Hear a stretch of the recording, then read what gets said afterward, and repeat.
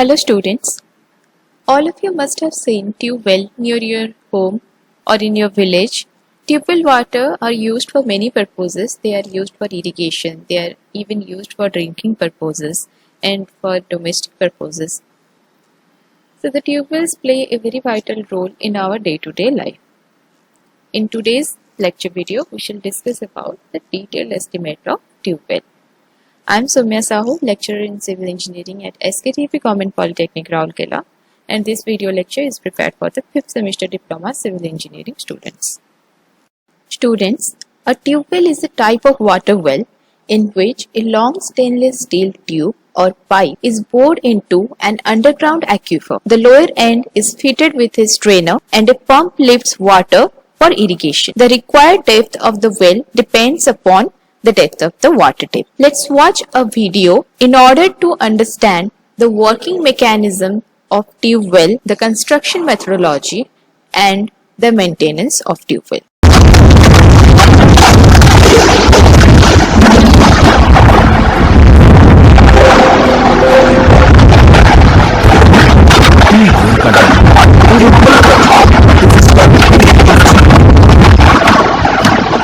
साफ और सुरक्षित पेयजल मनुष्य की मौलिक आवश्यकता है। इस धरती पर प्रत्येक व्यक्ति को पीने, खाना बनाने और केवल खुद को साफ रखने के लिए हर दिन 20 से 50 लीटर सुरक्षित पानी की जरूरत होती है। हर एक साल करीब 18 लाख लोग अतिसार संबंधित बीमारियों जैसे हैजा इससे मरते हैं। करोड़ों लोग पानी से संबंधित अनेक बीमारियों से ग्रसित होते हैं, जिन्हें बहुत ही आसानी से रोका जा सकता है। पीने के पानी की आपूर्ति की स्थिति को 4 महत्वपूर्ण आधारों से मापा जा सकता है: गुणवत्ता, मात्रा, विश्वसनीयता तथा खर्च। और इस तरह ट्यूब वेल एक बहुत महत्वपूर्ण स्रोत है, क्योंकि ये आपको साफ पेयजल देता है जो स्वास्थ्य के लिए बहुत जरूरी है। ये पानी से उत्पन्न व्याधियों तथा बीमारी की घटनाओं को कम करता है और ये आस पड़ोस में आसानी से सुलभ होता है। ट्यूब वेल लगाना इतना मुश्किल नहीं है। इसके लिए एक इंजीनियर और एक जानकार ठेकेदार जो मजदूर तथा उपकरण मुहैया कराता है, इनकी मदद की जरूरत होती है। सभी जरूरी सामान बाजार में आसानी से उपलब्ध है। आइए देखें कि ट्यूब वेल कैसे लगाया जाता है, एकदम शुरू से।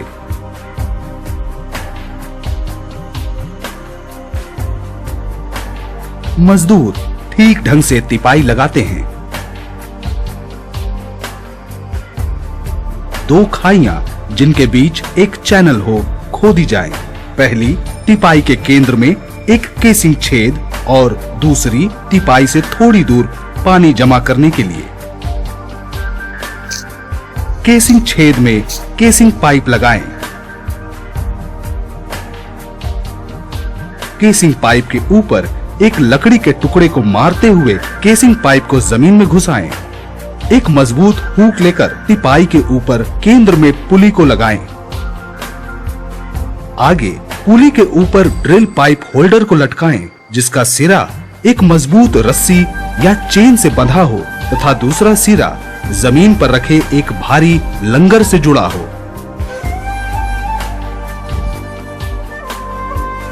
चेन रेंच से ड्रिल पाइप को पहले 3 फुट की लंबाई पर ड्रिल होल्डर से जोड़ देते हैं।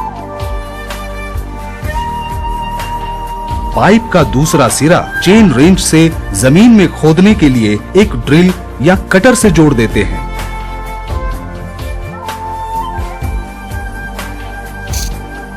हैंड पंप को दूसरी खाई जिसमें पानी जमा है उसके पास लगाएं।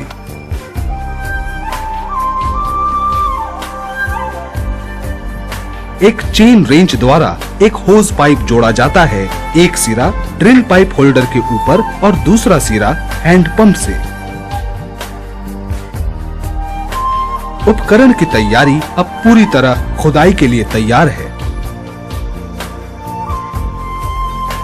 2-3 मजदूर ड्रिल पाइप को मजबूती से चेन रेंच द्वारा पकड़कर घड़ी की दिशा में गोल रास्ते पर चलते हैं, गोल गोल चलते हुए, ताकि ड्रिल पाइप के नीचे लगा हुआ कटर जमीन के अंदर काटता हुआ गहरा चला जाए। इसी समय दूसरे दो मजदूर हैंड पंप को लगातार चलाते हैं ताकि पानी ड्रिल पाइप से होकर अंदर जाए।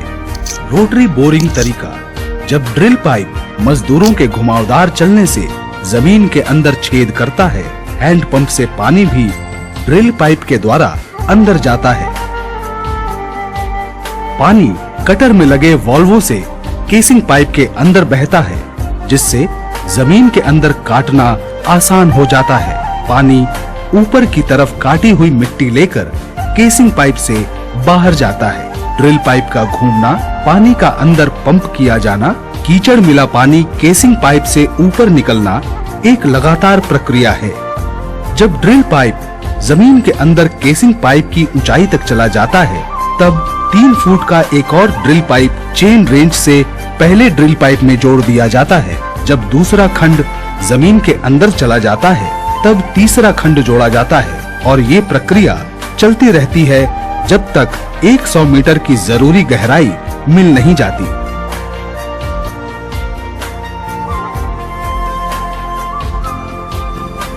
जगह के मुताबिक जब 100 मीटर की खुदाई की जाती है, पानी की परतें साधारण रूप से 2, 3 या ज्यादा अलग गहराइयों पर जमीन की परतों के बीच सतह के नीचे पाई जाती हैं। विशेषज्ञ कीचड़ वाले पानी की जांच करते हैं, ये जानने के लिए कि ड्रिलिंग पाइप भूमिगत पानी की परत तक पहुंचा है कि नहीं। इसी प्रकार 2 या 3 जल स्तर निर्धारित किए जाते हैं और उनकी गहराई के माप को दर्ज कर लिया जाता है। पूरे ड्रिलिंग पाइप को पेंदी में लगे कटर के साथ तब जमीन से बाहर खींच लिया जाता है। खुदाई पूरी हुई और आगे एक पीवीसी या जीआई पाइप को पानी की सतह की गहराई के मुताबिक लंबाई पर काट लिया जाता है। पानी की परत पर लगे रस्सीदार पाइपों के 2 भागों के बीच छन्नों को चेन रेंच द्वारा जोड़ दिया जाता है। जितनी पानी की परतें पाई गई हैं, उसके मुताबिक 2 या ज्यादा छन्ने अलग लंबाइयों पर जोड़े जा सकते हैं। एकदम पाइप के नीचे के सिरे पर एक बेल प्लग जोड़ा जाता है। छन्ने और बेल प्लग लगे हुए और जोड़े हुए पीवीसी या जीआई पाइप को तब खुदाई किए हुए 100 मीटर के छेद में नीचे उतारा जाता है। छन्ना और ये कैसे काम करता है? पीवीसी या जीआई का बना हुआ ये फिल्टर का काम करता है। जब भूमिगत पानी इसके छोटे सुराखों से अंदर आता है, ये जमीन की गंदगी और बालू के कणों को घुसने से रोकता है। पाइप में आया पानी इसलिए साफ और स्वच्छ होता है। बेल प्लग तथा इसकी आवश्यकता: छन्ना के बावजूद कुछ मात्रा में जमीन की गंदगी और बालू पाइप में आ जाते हैं। ये जमीन की गंदगी, बालू पाइप के तलों में लगे बेल प्लग में जमा हो जाते हैं तथा पाइप में पानी साफ रहता है।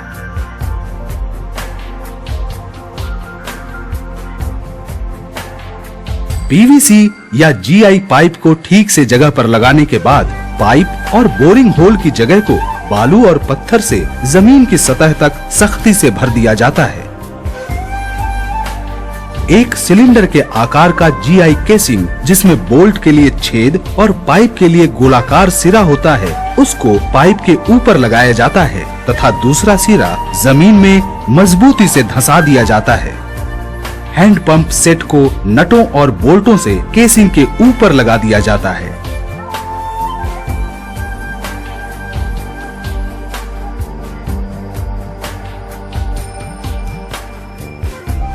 पाइप जोड़ना पूरा होने के बाद पाइप में 72 घंटों तक एयर कंप्रेसर से हवा फेंकी जाती है ताकि जमा हुआ बासी पानी निकल जाए तथा साफ पानी छन्नों से आ जाए। 72 घंटों के बाद पानी का एक नमूना सरकारी प्रयोगशाला में जांच के लिए निकाला जाता है, ये निर्धारित करने के लिए कि पानी उपयोग के लिए सही है या नहीं। प्रयोगशाला में जांच के लिए पानी निकालने के बाद अनुपात से पानी में मिलाया हुआ ब्लीचिंग पाउडर इंजीनियर या ठेकेदार के निर्देशों के मुताबिक पाइप में डाला जाता है ताकि किसी भी तरह की खराब गंध मिट जाए। अगले 7 दिनों तक जब तक प्रयोगशाला की रिपोर्ट नहीं आ जाती, ट्यूबवेल का पानी पीने और खाना बनाने के अलावा दूसरे कामों के लिए निकाला जा सकता है। अगर प्रयोगशाला की रिपोर्ट नकारात्मक है, ट्यूबवेल का पानी प्रयोग के लिए अनुपयुक्त घोषित कर दिया जाता है और ट्यूबवेल बंद कर दिया जाता है। अगर प्रयोगशाला की रिपोर्ट सकारात्मक है, उसके बाद ही ट्यूबवेल के पानी को पीने के लिए उपयुक्त घोषित किया जाता है। ट्यूबवेल अब साफ और स्वच्छ जमीनी पानी देने के लिए तैयार। हैंडसेट के नीचे के किनारे पर केवल ऊपर की ओर खुलने वाला वाल्व लगा हुआ चमड़े का वॉशर लगाया जाता है। पंप करने पर वाल्व एक हैच का काम करता है जिससे पाइप से पानी अंदर आता है।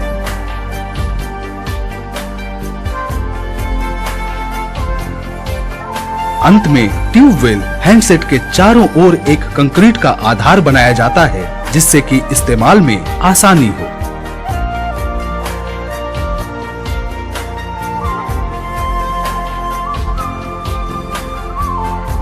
यदि पानी का बहाव कम है तो चमड़े का NR वाल्व जो हैंडपंप के तले में लगा है उसको जांचे। इसका मतलब है कि वाल्व ठीक से काम नहीं कर रहा है और उसे बदलना चाहिए। वॉशरों को काम करने के मुताबिक समय समय पर बदलना चाहिए। हैंडपंप को जोड़ने वाले नट और बोल्ट काम करते हुए ढीले हो जाते हैं। इनको समय समय पर ठीक करना चाहिए। कुछ समय बाद छन्ने धूल कणों से बंद हो जाते हैं और जल का प्रवाह कम हो जाता है।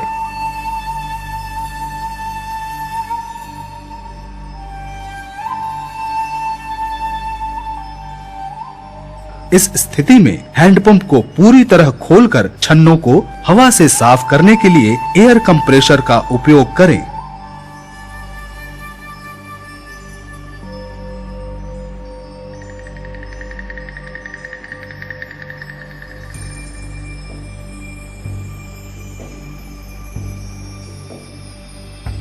एक 100 मीटर के ट्यूबवेल के लिए सामग्री का खर्च GI या PVC पाइप और सॉकेट, पीतल के छन्ने और सॉकेट, स्टील कटर और सॉकेट, बेल प्लग, हैंडपंप, पीतल का सिलेंडर, दूसरे सामान सहित 100 मीटर के ट्यूबवेल की खुदाई का फिटिंग मजदूरी खर्च 49,000 रुपए।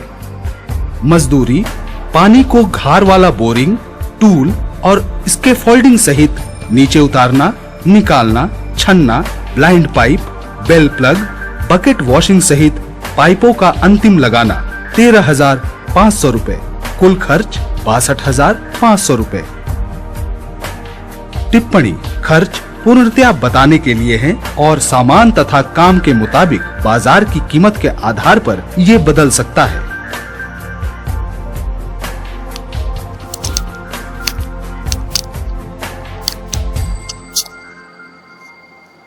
सारे द्रवित ताजे पानी का लगभग 96% भाग धरती के नीचे पाया जाता है जो जमीनी पानी है। जमीनी पानी के तंत्र विश्व भर में दुनिया के पेयजल का 25 से 40% भाग मुहैया कराते हैं। ट्यूबवेल विशेषकर भारत में जमीनी पानी प्राप्त करने का आसान, विश्वसनीय, जांचा हुआ और तुलना में सस्ता तरीका है।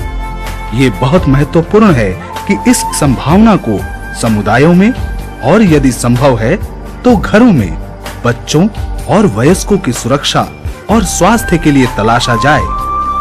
इसका उपयोग और इस्तेमाल निकट भविष्य में एक स्वस्थ तथा समृद्ध समाज को सुनिश्चित करेगा। We shall discuss about the detailed estimate of 50 mm diameter tube well fitted with deep hand pump and 70 mm diameter casing pipe with a length of 6 meter, and the total depth of the tube well is 100 meter. And in this problem, the tube well consists of 3 pieces of strainers having 1.5 meter length each. As you can see the diagram, it is the handle, it is the hand pump It is the drain provided over here. It is the mouth of the tube well. This is the connecting rod. This is the 70 millimeter diameter GI pipe which is having a length of 6 meter. This line represents the water table. Here you can see a socket. This socket connects the 50 millimeter diameter GI pipe to the 70 millimeter diameter GI pipe. And here you can see the 3 number of strainers, and at the bottom you can see the bell plug. And the total depth of the tube well is 100 meter from ground level to this bell plug. Step by step we will discuss about each and every item involved in the detailed estimate of tube well, and we will calculate the total amount to be invested in the construction of a tube well. The first item is the 50 millimeter diameter galvanized iron pipe. So the length of the 50 millimeter diameter GI pipe will be total depth of the tube well minus the length of the 70 millimeter diameter GI pipe, which is having a length of 6 meter. So 100 minus 6, which is equals to 94 meter.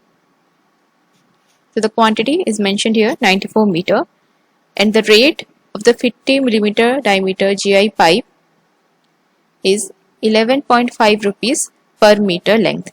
So the amount involved in this is 1081 rupees.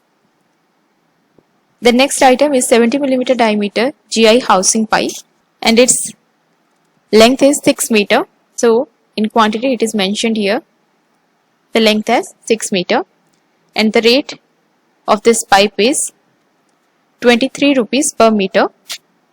So the total amount involved in this is 138 rupees. The next item is 50 millimeter diameter strainer. 3 number of strainers having 1.5 meter length each. So the quantity is 3, and each strainer costs 55 rupees. So the total amount will be 3 into 55, which is equals to 165 rupees. As you can see the diagram, here you can see 3 number of strainers. This is 1, 2 and 3. Then the next item is 70 millimeter diameter gunmetal cylinder with valve and plunger. So it is provided over here. Here you can see the 70 millimeter diameter gunmetal cylinder with plunger and valve. So the quantity is 1 number and the rate is 100 rupees each. So the amount will be 100 rupees. The next item is the hand pump with extra length of 16 millimeter diameter connecting rod. So this is the hand pump, and it is having a connecting rod of diameter 16 millimeter, and the rate is 45 rupees each. So the amount will be 45 rupees. Then the next item is bell plug. So here you can see the bell plug, and only 1 number of bell plug is provided. So the quantity is 1 and the rate is 7.5 rupees each. So the amount will be 7.5 rupees. Then next item is sockets, 4 number extra. So as you can see the diagram, you can see only 1 socket over here. It is the reducing socket which is connecting the 50 millimeter diameter GI pipe to the 70 millimeter dia GI pipe. So the quantity is here 4 number and the rate is 2.5 rupees each. So the amount will be 10 rupees. The next item is the transport of materials to the site of work. This is one job, and this job is having a rate of 20 rupees. So the amount will be 20 rupees. The next work which is to be done is sinking operation. So the boring with 70 millimeter diameter casing pipe, including water arrangements, lowering the 50 millimeter diameter tube well pipe and strainer, including the jointing and withdrawing of casing pipe. So from 0 to 20 meter of depth. So the total depth will be 20 meter. Here the rate is 7.5 rupees per meter length. So the total amount involved here is 150 rupees. Below 20 meter to 35 meter, where the total depth is 15 meter, the rate is 11 rupees per meter length, and the total amount is 165 rupees. Below 35 meter to 50 meter, the total depth is 15 meter, and here the rate is 15.5 rupees per meter of depth. So the total amount is 232.5 rupees. Below 50 meter to 65 meter depth, the total depth is 15 meter and the rate is 20 rupees per meter depth, and the total amount involved here is 300 rupees. Below 65 meter to 80 meter of depth, the total depth is 15 meter and the rate is 24 rupees per meter depth. So the total amount involved here is 360 rupees. Below 80 meter to 95 meter depth, the total depth is 15 meter and the rate is 28.50 rupees per meter depth, and the total amount involved here is 427.5 rupees. Below 95 meter to 100 meter depth, the total depth is 5 meter and the rate is 33 rupees per meter of depth. So the total amount involved here is 165 rupees. Then the next item is inserting coarse sand surrounding the strainer, including supply of sand. This job has got rate of 20 rupees, so the total amount is 20 rupees. The next work is fixing and erecting hand pump in position, including holding down the bolts. So this job involves rate of 10 rupees, so the amount is 10 rupees. Cement concrete platform and foundation surface finished smooth. This job has rate 30 rupees, so the amount is 30 rupees. And the cement concrete drain 3 meter long finished smooth job has got rate 9 rupees per meter. So the total amount is 27 rupees. And the last item is the plumbing out water till clear water is obtained. So this job has got rate of 15 rupees. So the total amount involved here is 15 rupees. And the sum total of all the item is 3,468 rupees. And if we add 5% for contingencies and work charge establishment, then the grand total will be 3,641.92 rupees. In this numerical, we have taken the rates as mentioned in BN Datta, so you can assume the suitable rates also. So students, hope you have learned a lot from today's lecture video. If you have got any doubts, you can ask me in the official WhatsApp group.